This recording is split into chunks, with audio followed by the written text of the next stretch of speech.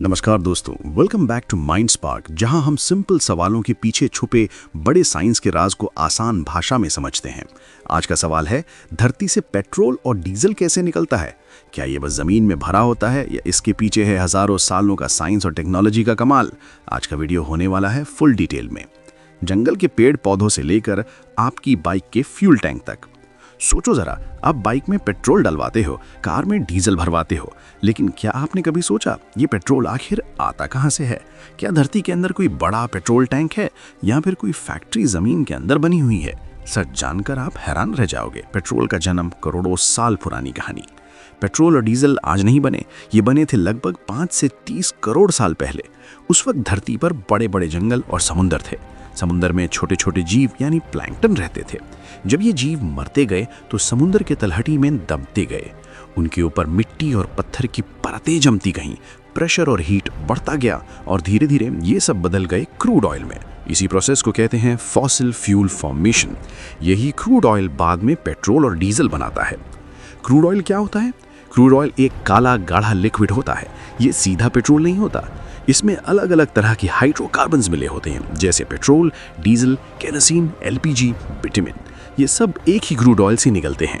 India में crude oil मिलता है मुंबई हाई, गुजरात, आसाम। जमीन से तेल कैसे निकाला जाता है?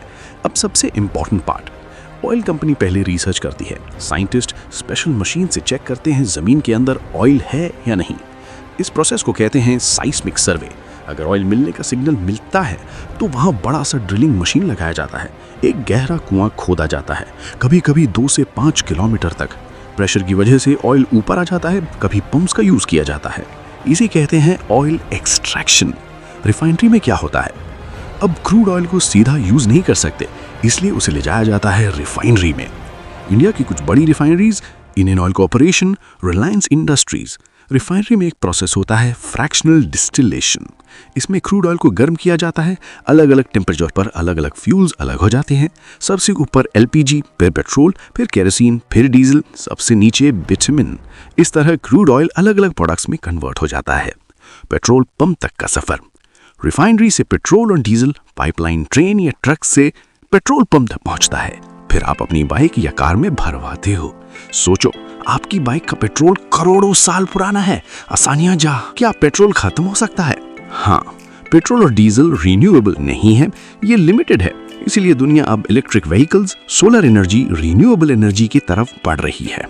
तो दोस्तों, आज आपने जाना पेड़ पौधों से लेकर समुद्री जीवों तक, प्रेशर और हीट के थ्रू ड्रिलिंग, रिफाइनरी और पंप तक पेट्रोल की पूरी जानी। अगर आपको वीडियो पसंद आया हो तो लाइक करें, शेयर करें और सब्सक्राइब करें माइंड स्पार्क को, क्योंकि यहाँ मिलता है नॉलेज सिंपल स्टाइल में। मिलते हैं नेक्स्ट इंटरेस्टिंग टॉपिक के साथ। जय हिंद।